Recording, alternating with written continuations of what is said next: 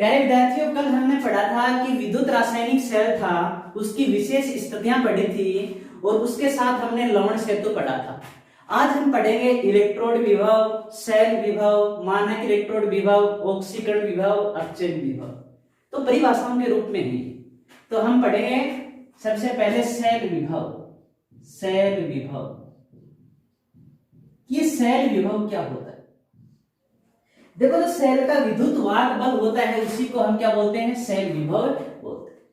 देखो, जब सेल में धारा प्रवाहित नहीं होती है, जब सेल में धारा प्रवाहित नहीं होती है, उस स्थिति में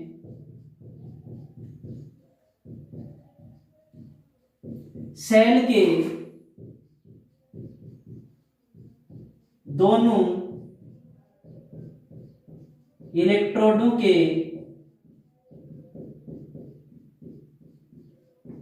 विभवों का अंतर सेल विभव कहलाता है।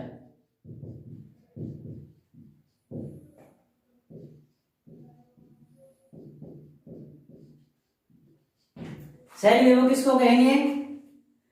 कि जब सेल में धारा प्रवाहित नहीं होती है, यानी परिपथ खुला है, जब सेल में धारा प्रवाहित नहीं होती है, उस स्थिति में सेल के दोनों इलेक्ट्रोडों के विभव का जो अंतर होता है, उस अंतर को ही हम क्या बोलते हैं? सेल विभव बोलते हैं। एक देखो विभवांतर होता है, परिभाषा यही रहेगी विभवांतर की, किंतु यहां धारा प्रवाहित होती है, नहीं आएगा, तो उस स्थिति में इसको हम क्या बोलेंगे? विभवांतर। देखो, सेल विभव की परिभाषा क्या है कि जब सेल में धारा प्रवाहित नहीं होती है, तो सेल के दोनों इलेक्ट्रोडों के विभवों का अंतर क्या कहलाता है? सेल विभव कहलाता है।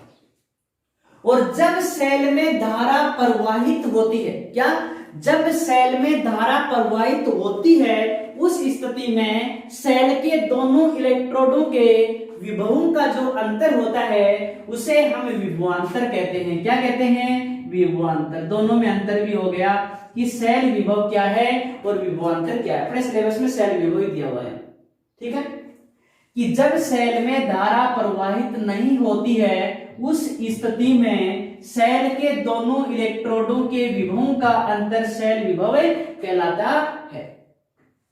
देखो, इसका अधिकतम मान विद्युत वाहक बल के बराबर होता है, यानी विद्युत वाहक बल ही होता है। इसका मान किसके बराबर होता है? विद्युत वाहक बल के बराबर। जो सेल के अंदर जो एक निश्चित वोल्टेज होता है, उसको हम बोलते हैं विद्युत वाहक बल। इसका मान किसके बराबर होता है? विद्युत वाहक बल के बराबर। इसका मापन किसके द्वारा करते हैं? इसका मापन विभव मापी के द्वारा होता है। इसका मापन किसके द्वारा होता है? विभव मापी के द्वारा। वोल्टमीटर से नहीं कर सकते इसको। वोल्टमीटर से विभवांतर को माप सकते हैं, किंतु सेल विभव को नहीं माप सकते। देखो, तो सेल विभव के बारे में हमने क्या क्या बातें पढ़ी? पहली बात हमने पढ़ी कि जब सेल में धारा प्रवाहित नहीं होती है, उस स्थिति में सेल के दोनों इलेक्ट्रोडों के विभवों का अंतर सेल विभव कहलाता है। इसका मान विद्युत वाहक बल के बराबर होता है, यानी यह कह सकते हैं कि इसका अधिकतम मान विद्युत वाहक बल के बराबर होता है। इसका मापन विभव मापी के द्वारा किया जाता है। यह सेल विभव हुआ। अब हम पढ़ते हैं इलेक्ट्रोड विभव। इलेक्ट्रोड विभव, इलेक्ट्रोड विभव क्या होता है?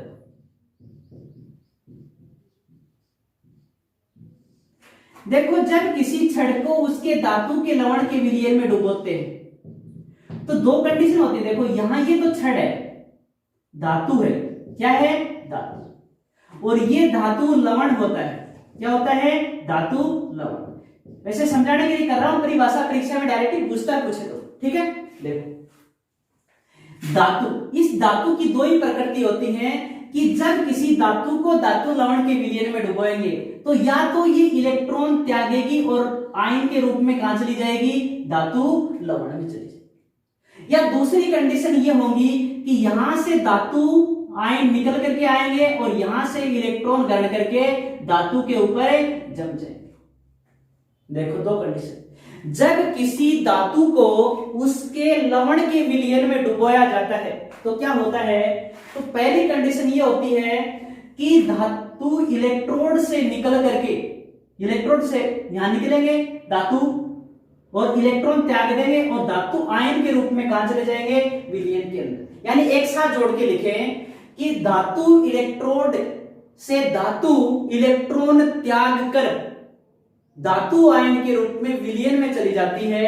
तो यहां नेगेटिव है तो जो इलेक्ट्रोड है वो कैसा हो जाता है, ऋणावेशित हो जाता है। कैसा हो जाता है, ऋणावेशित। दूसरी कंडीशन क्या होती है, यहां अलग बता देता हूं कि ये आयन का विलयन है, यहां छड़ लगी हुई, यहां से धातु आयन यानी धातु लवण से धातु आयन निकलेगा और इस इलेक्ट्रोड पे आएगा, यहां से इलेक्ट्रॉन ग्रहण करेगा। क्या करेगा, यहां से इलेक्ट्रॉन ग्रहण करके कैसा हो जाता है, धनावेशी। ये तो एक कॉमन सेंस की बात बताई कि जब किसी धातु को उसके लवण के विलयन में डुबोया जाता है तो धातु की सतह के बीच में एक विभव उत्पन्न होता है, उसी विभव का नाम क्या होता है, इलेक्ट्रॉन विभव। चाहे इस रूप में धातु इलेक्ट्रॉन त्यागे और धातु आयन के रूप में कहां जाए, इसके अंदर, या धातु आयन यहां से निकल करके ऊपर आकर के इलेक्ट्रॉन ग्रहण करे। दोनों ही स्थिति में यहां एक विभव उत्पन्न होता है, उस विभव को हम क्या बोलते हैं, इलेक्ट्रोड विभव। देखो इलेक्ट्रोड विभव या पॉजिटिव के रूप में या तो नेगेटिव के रूप में या पॉजिटिव के रूप में। यदि इलेक्ट्रॉन त्यागेगा उस स्थिति में क्या होगा, नेगेटिव के रूप में, और यहां इलेक्ट्रॉन ग्रहण करेगा उस स्थिति में किसके रूप में होगा, पॉजिटिव के रूप में। उल्टा होता है इलेक्ट्रोड। देखो सामान्य परमाणु तो क्या होता है, परमाणु इलेक्ट्रॉन त्यागता है वो नेगेटिव और जो ग्रहण करता है वो नेगेटिव और जो त्यागता है वो पॉजिटिव। किंतु यहां क्या है, इलेक्ट्रॉन त्यागने वाला इलेक्ट्रोड कैसा है, नेगेटिव, और ग्रहण करने वाला कैसा है, पॉजिटिव। किंतु आपको जो एग्जाम में परिभाषा याद रखनी है, ये तो एक बेसिक नॉलेज के लिए बताया आपको, वैसे आपको याद रखना है कि इलेक्ट्रोड विभव क्या है। यहां पर हमने दो बात नोट की है, कौन कौन सी, इलेक्ट्रॉन ग्रहण करना और इलेक्ट्रॉन त्यागना।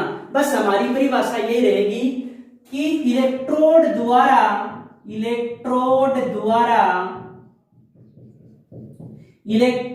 ग्रहण करने या त्यागने की प्रवृत्ति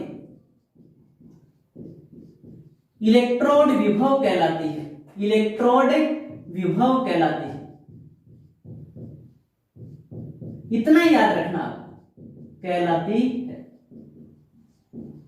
किसको कहेंगे हम इलेक्ट्रोड विभव, कि इलेक्ट्रोड द्वारा इलेक्ट्रॉन ग्रहण करने या त्यागने की प्रवृत्ति क्या कहलाती है, इलेक्ट्रोड विभव। इतनी परिभाषा याद रखनी है।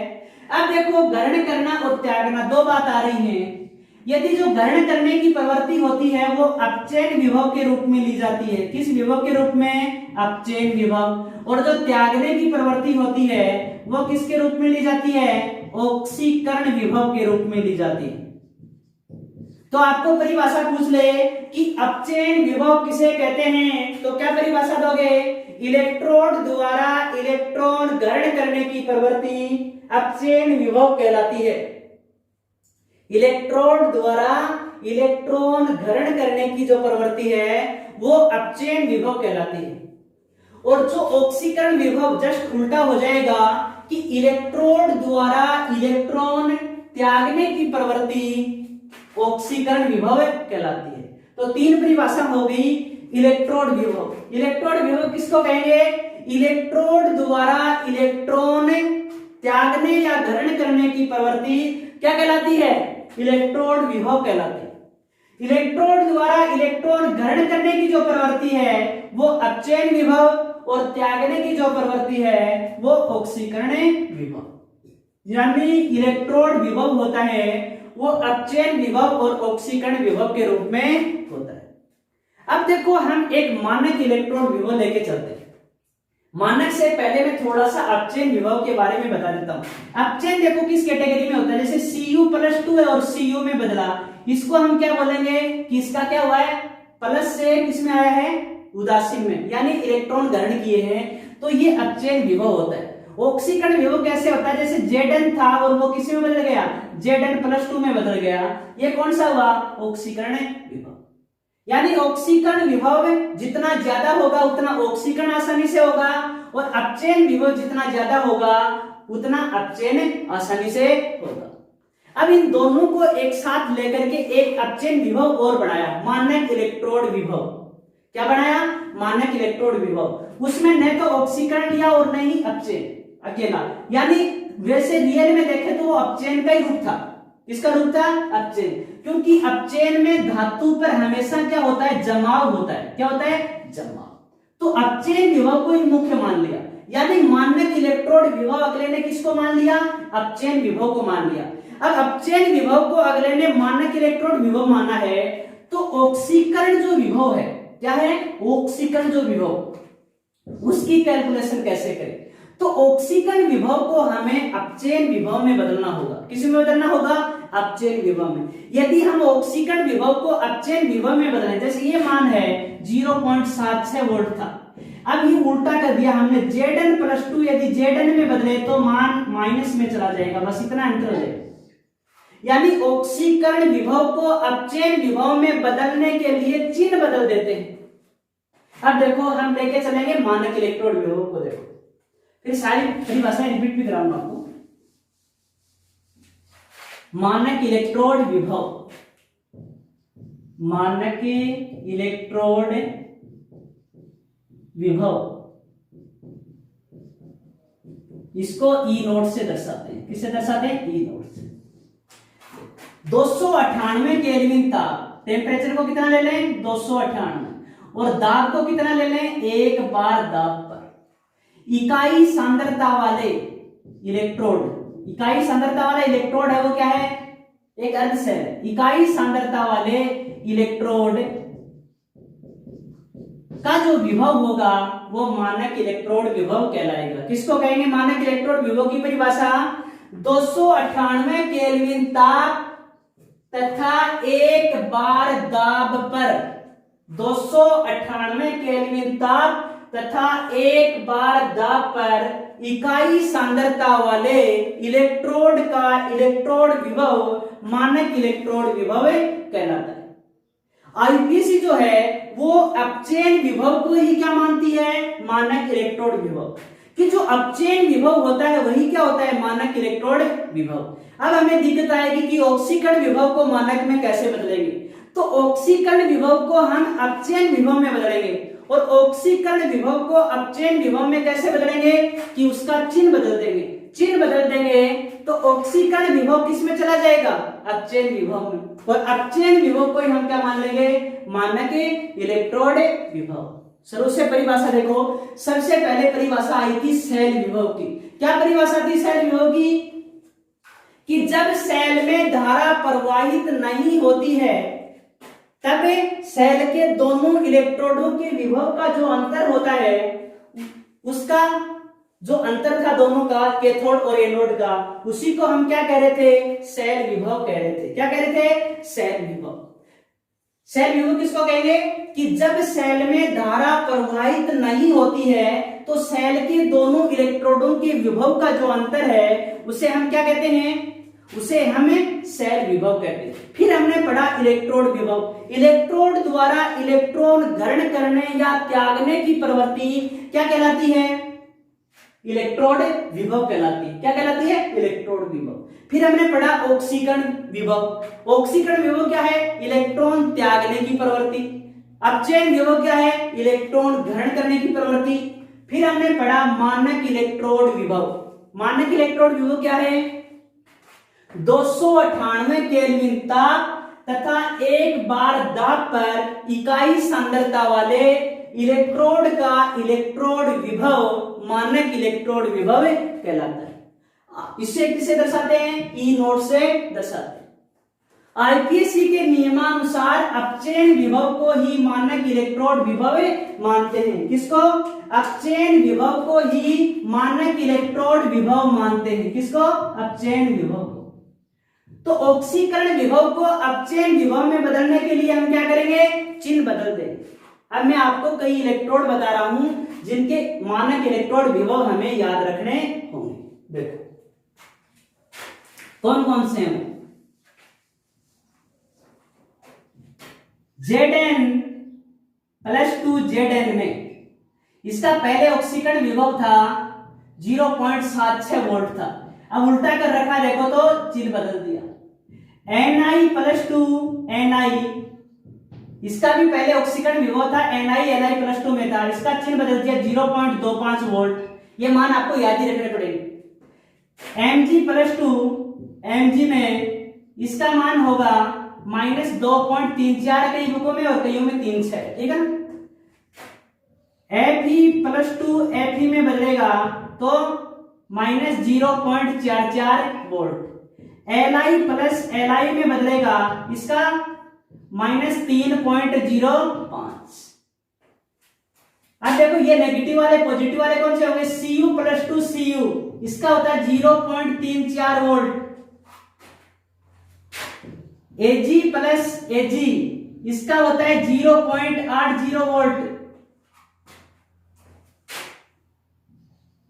Br2 2Br- इसका होता है 1.09 वोल्ट।